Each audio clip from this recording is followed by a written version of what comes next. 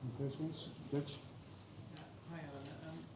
Mo Salah said that Dominic Szoboszlai is one of the best players in the world right now. Just wondering what your reaction is to that. Do you agree with him? I think there are a lot of very good to elite football players in the world, but I definitely agree with Mo that Dominic is one of them. Yeah. And I mean, you said last year that to play in midfield for Liverpool, you've got to score goals. Dominic's scoring more than last season. I mean, is that a way that his game's progressed, and is that something you sort of recognised and told? Yeah, when I said that, I maybe had to add, and you need to be able to run a lot if you play in the midfield of Liverpool. But I think what I meant was, as a number 10, you also need to produce goals. Now, he hasn't always played in the 10 position, but he is producing more and more goals. I think Dominic is a great example of the model we are using here at this club, and we sign young players from another league. In this situation, that was Leipzig, where he was already known for being a player that was really physical. But I think it's fair for me to say that the player that we brought in was already good, but where he is now, he's much more, at least better. I think much better than where he was 2.5 years ago. And that is what you get if you sign young players and you give them a bit of time and you let them play a lot. And that's why I also think that that trajectory he's been through is the same trajectory we can expect from other young players we are having that we've signed from other leagues. You can already see their progress. But I've said many times that next season or at the end of the season or in 2 seasons, players like Hugo and Florian, because these are the 2 that come from the Bundesliga, will even be better next year than they are already now, because they're already very good players for us. Can I just ask you about Mo, because obviously he got a goal and assist tonight, but his overall play, particularly in the second half, was maybe the best it's been for a long while. How impressed were you with him and his overall contributions at the moment? No, it's very nice to have him on the score sheet again and him having an assist, but I think what I like the most at the moment, that he's scoring goals, is something you can almost expect, but he also helps the team a lot defensively, and that is something very positive, what the team also needs. And I think more and more players are now capable of playing at this intensity level every 3 days, and that is where we struggled a lot in the beginning of the season, where it was sometimes hard for us to bring the intensity level once a week, let alone every 3 days. But now we're able to do so. We see more and more the quality we are having, and that's why I've said so many times already that the future looks really bright for this club with these players. And I think the recent 7, 8, 9, 10 games are showing that as well. James? That was Curtis's first start, I think, just over a month. Filling in at right back, how do you think he did? Very well. Curtis is a very good player. I've said this many times also to him, and he agrees with me, by the way. But unfortunately for him, he's playing in a line where I have many good players and also available. So if he would be playing in another position, he would have played much more. But that's the only line, touch wood, where we haven't had our problems this season. And then you sometimes need him or other players in different positions. And so many times they've done well. Dominic has played so many different positions. Ryan played centre back. And now tonight, Curtis had to play as a fullback.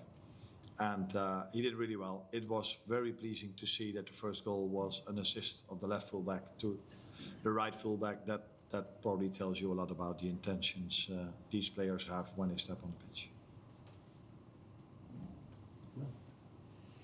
Just probably on the more, obviously having that disallowed goal must be frustrating for him coming on, because he was at least half a yard outside there. Yeah, that's the only thing that was not different compared to all the other games we played, that there was a referee decision that was not in our favour. So that has been multiple times the situation this season. But I also said many times when I sat here or at the AXA that we need to make sure that if decisions go against you, that you're still able to win. We have to become that good that we don't rely on the fact that against City there was not a red card on Gueye, or all the other decisions that are made this season that didn't went in our favor. And tonight again there was a decision that didn't went in our favor, which should have been different because he was onside, as you said. But we were still able to win 3-0. So now no one talks about it, although I don't follow everything, but I don't think there's been a lot about spoken about how many times we've been disadvantaged by referee decision this season. But unfortunately for him, because it would have been a nice moment for him to score a goal and for Cody to have an assist, because I think Cody played a very good game tonight as well. Just off that, how did you find the experience without VAR? I mean, the goal was disallowed, but did you enjoy the experience as a whole?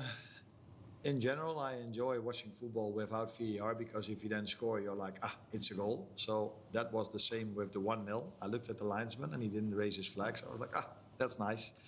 But then a few seconds later, he did raise his flag, which was correct because he was offside. And they also explained to me that he wanted to know who scored. The moment he heard it was Cody, he said, but then he's offside. So fair and good decision. I like VAR only for the clear and obvious things. And I'm not meaning red card, yes or no, for Gueye and Mo Salah, because that is, I thought it was 100-0, but I've heard people saying that they could live with that decision. So even that decision was not 100-0, 80-20, so let's stay away from that.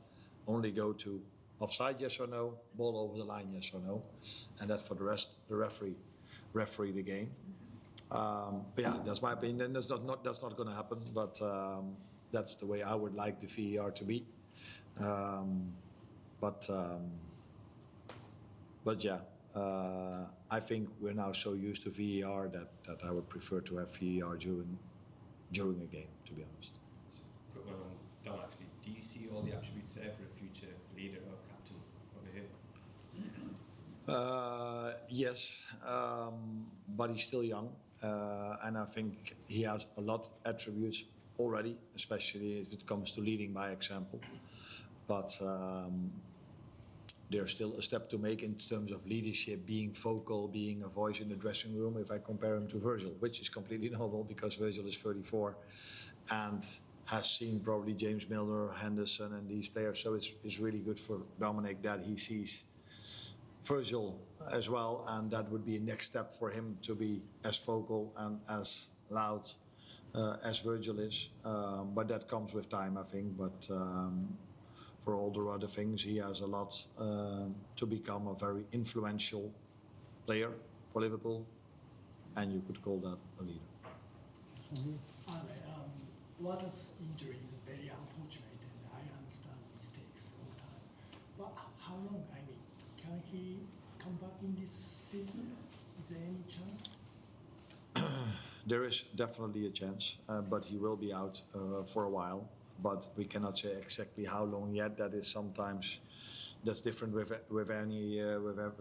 every injury. Sometimes you can make that diagnosis straight away. Sometimes you need a few more days to see how things develop, and that last thing is with Wata. But he will not be in the squad next week, and he will not be in the squad next month.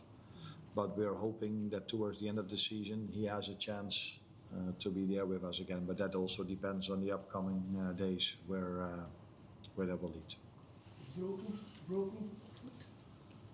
He broke up. We don't know yet. It's the first lie I've made over here.